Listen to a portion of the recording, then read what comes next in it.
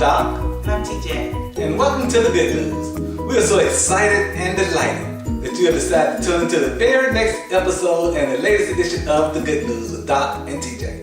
You know, earlier I never really got into celebrating birthdays, but the older I get, the more important I realize commemorating the date that you were born, and especially when you're able to reflect on life choices and things that you made and things that you've done, and really reflect on what God had purpose for your life and where you are in that purpose. And how do you know if you're making progress, if you're going the way that you're supposed to be going, if you don't take that moment, that time to reflect and see, okay, this is the same things in place I was last birthday. I might need to do something new.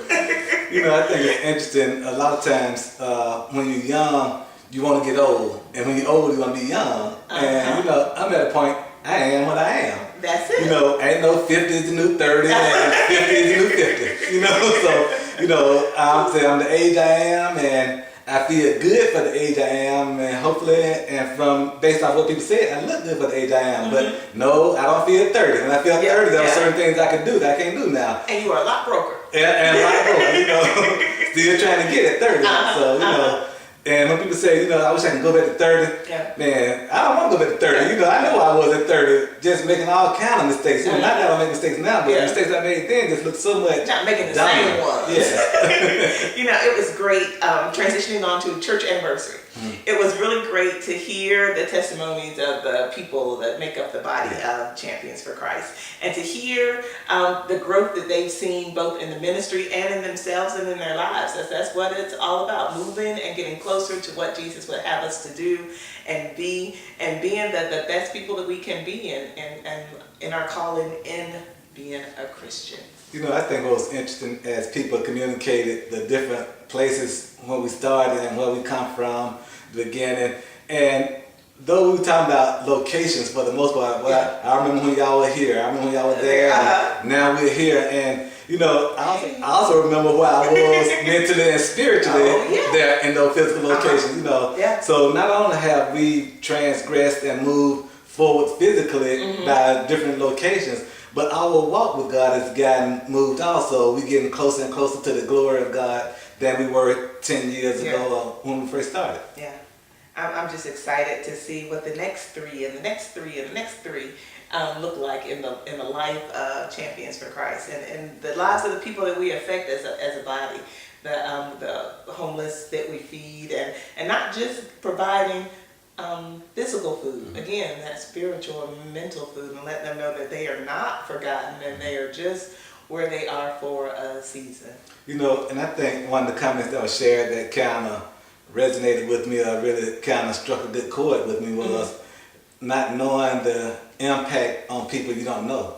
And when that was communicated, and you know, I think about people who I know I come in contact with and the things I know the church is doing, but oftentimes we don't think about what the church is doing that we don't know about. You know, some of the people who are blessed by our ministry, and some of the people who have benefited from our ministry that might not have told us, you know, but might have told one of the members that belong to our body. So, you know, and I don't know why we didn't know that. I think about even today, bringing up something that Reverend Mallory said or did. And so I know that his family has to know that how much impact he had on us and on our ministry and just who we are as people in general.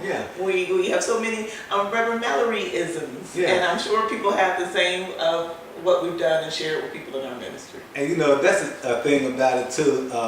When you think about the impact that you have, oftentimes you won't see the impact, but people around you will know the benefit of the impact. And I just think it's a great thing. You know, I'm grateful to God for the vision of ministry that He's given us. And you know, one thing that I really want to stress, I know there are a lot of leadership-based ministries, but I believe in Jesus-based ministry where you empower the people.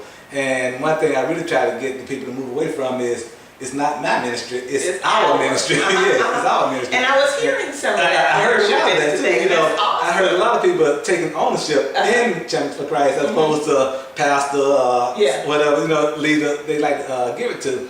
But I heard a lot of our and we. And that's, you know, that's something I really try to stress in teaching. our, and we. Not even when I do sermon, I don't say I say us, we. You know, because I don't want it to be singular. Ministry is plural. Yeah.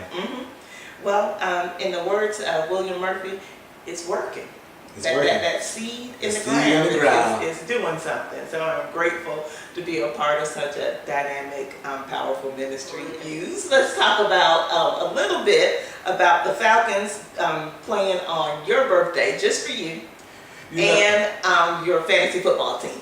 You know, when I first saw the Falcons schedule, and I realized the great awareness NFL schedule makers had, and Atlanta Falcons approval of the schedule and owners had, that they decided on that particular day, on that Thursday, they're celebrating my birthday, that they would play the Tampa Bay Buccaneers. Well, so it wasn't the fact that they whooped them, it was the fact that they rose up on my birthday. They rose up, and the Falcons really made the birthday celebration great. The family and friends that showed up, my co-workers that showed up, made the birthday celebration great. The caterers we had did an outstanding job. The celebration, everything was just great for the whole day. They say every round goes higher and higher. Higher and higher. It was awesome. I'm telling you, this was a party that Jesus, when he had to perform a miracle.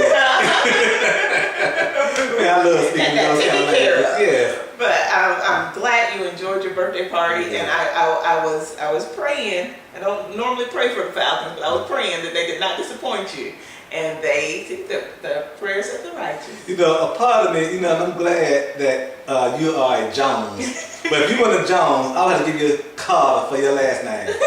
Tisa Carter, the party starter. But Carter, that might have to be your nickname. But we really had a great time, and we partied hard at home, we partied hard at church, we partied hard at work. We just a festive type of people. And Champions for Christ are festive type church, whereas we party in a way that's probably considered non-traditional for some people. That needs to be our tagline: the joy of the Lord is our strength. Yes, I like That's that. And if it's good enough for Nehemiah, it's good enough for us.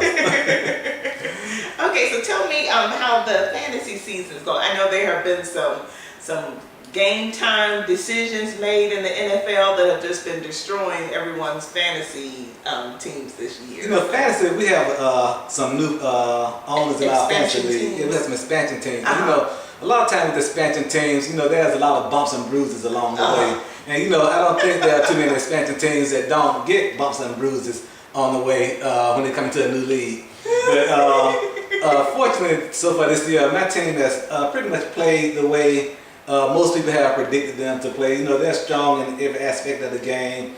The offense is scoring a lot of points. The defense getting off the field quick and holding their opponents down to a minimum scores. And the special teams are being very special and setting up the offense and defense. But we have some strong competition, and basically what we do is take one game at a time. We don't look past our opponents. We have a strong opponent today, and it looks like we have our hands full. And we're going to play to the last whistle blow, and we're going to play until the last sound and the last play is made. So we are very competitive. We're in a very competitive league, and if we just cover the bases, if we outscore our opponents and hold our opponents lower than the score that we make, and if we get out the field on time, we should have a very successful team this year. Vince Dooley would be proud, because you said a whole lot to say a whole lot of nothing. And and speaking of that, I just want to thank all those who make this fantasy league a very fun league and enjoyable. We have a very passionate group of owners who are very serious and very dedicated to their teams this year. Been some controversial trade situations this year. Yes, we had some trades that some are met with some objection, and some are met with some unwelcome collusion. Some unwelcome. I won't say there's no collusions in our league, but there is a lot of eyebrow raising situations that come up.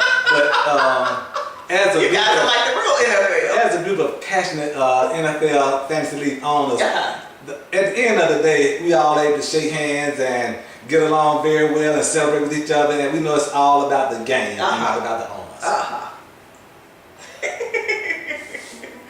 Well, I'm excited. This September is definitely your month. So you have your church anniversary, the anniversary of you, and football. football. You can't beat that. Faith, family, and football are 3 F's to live by. That's it. Well, till the next time,